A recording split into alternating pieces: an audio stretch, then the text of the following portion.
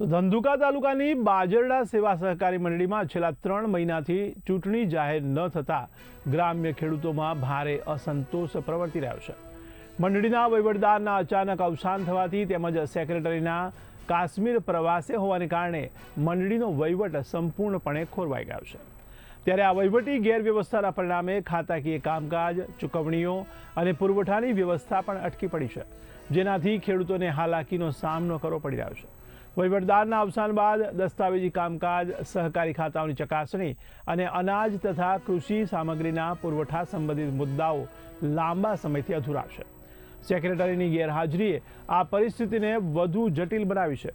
ત્યારે ખેડૂતોનો આક્ષેપ છે કે મંડળીમાં કોઈ જવાબદાર અધિકારી હાજર ન હોવાથી તેમને વારંવાર ધક્કા ખાવા પડે છે અને તેમના કામ થતા નથી। ત્યારે આ ગંભીર વહીવટી ગેરવ્યવસ્થા અંગે પૂર્વ કારોબારી સભ્ય અને ખેડૂત અગ્રણી રસુલભાઈ સંગરિયાત તેમજ ગામના સરપંચ અને ખેડૂત સભાસદ સલીમભાઈ ટીમ્બલિયાએ તીવ્ર અસંતોષ વ્યક્ત કર્યો છે।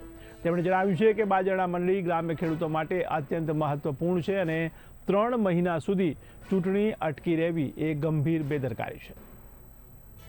ચૂંટણી લક્ષી અમારે ચૂંટણીની જરૂર છે અને અમે ચૂંટણીની રજૂઆત પણ એમને વહીવટદાર સાથે કરી દીધી। વહીવટદાર વહેલી તકે અમારો બીજો નિમાય એવી અમારી રજૂઆત છે અને હાલમાં અમે તાલુકા કમિટીનો મેમ્બર છું અને ભૂતપૂર્વ ચેરમેન પણ રહી ચૂકેલો છું।